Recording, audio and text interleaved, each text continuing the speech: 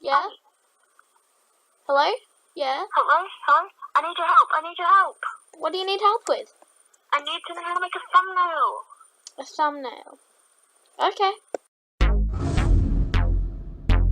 Hola. Hola, no.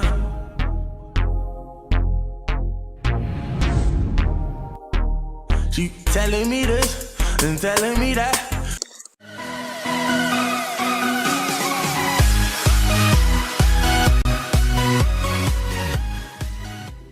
Hey guys, it's Ellie and I'm going to be showing you how I make my thumbnails, so hopefully this comes in use to you guys. The website I use for it is called picmonkey.com, so just search that up, and well, you don't have to, this is just how I make them, and it should take you to the homepage. So once you're in the homepage, then it should come up with a bunch of options like edit or collage, and there's also something saying free trial, which yes, you could sign up for this, but you also don't have to. There's lots of free things you can do, or you can just start the free trial, whatever one you want. So there's two options, a collage or edit, and I'll show you an example of a collage now.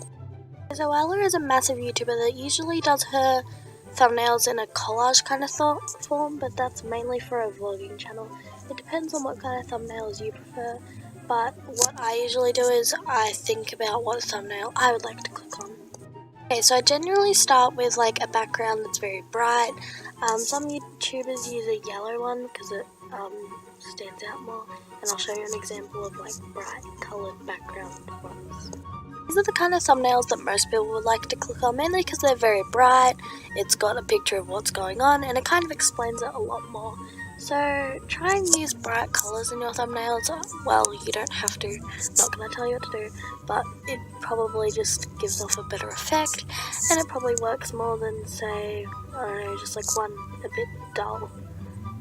Like one like this, maybe, because it just looks gross.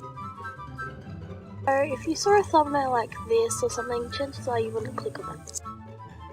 If you saw or made a thumbnail like this, chances are somebody or yourself would probably click on it just because it's a lot more brighter, it's got bigger text, and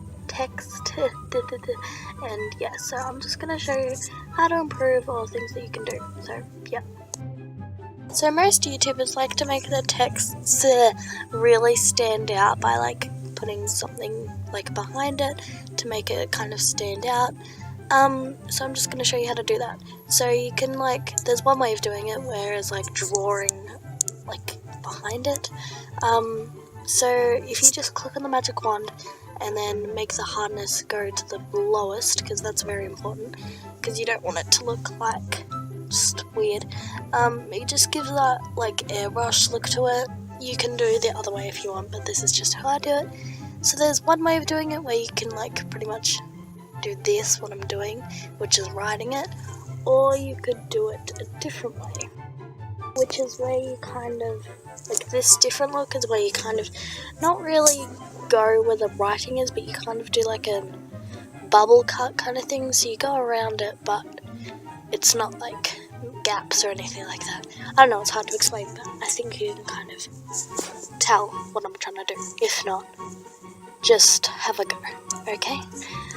So yeah, if you scroll down to the bottom, click on the magic wand, scroll down to the bottom and click on draw, and then you can do that with your text, which is one of the things that I really like. I think it makes the text stand out more, and I think it's one of the cool things about this website.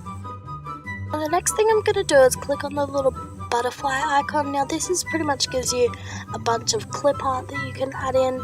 Now there's arrows that you can point to something that you want to stand out or show to your viewers, like, hey, look at this, or something like that. And I know a few YouTubers that do this, so I'm just going to give you an example again. I think some YouTubers just want to try and get that point across, what to look at, kind of, I don't know. So sometimes if you like or if you want to, you could use an arrow in your thumbnail, and that's just what I'm going to show you, just types of thumbnails to do, because just, you know, why not? So yeah, anyway, Another thing you could do is add your own pictures from your computer or something, but you could also search up something and then save that image to your computer and then put it on your thumbnail.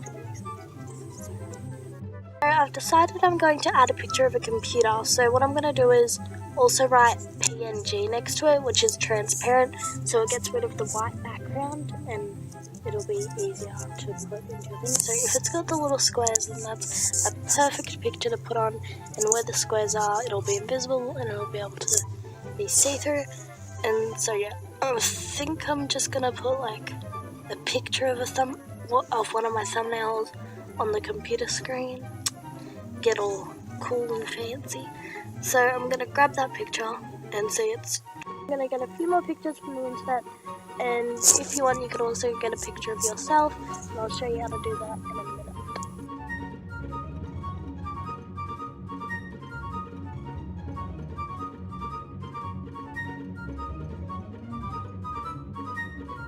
Okay, so if you want to get a picture of yourself on it but it's not transparent and you can still see the background and it's pretty much a square, I've got you covered. You can use a transparent app or you can use PowerPoint. I think PowerPoint's a lot easier because I think everyone has it.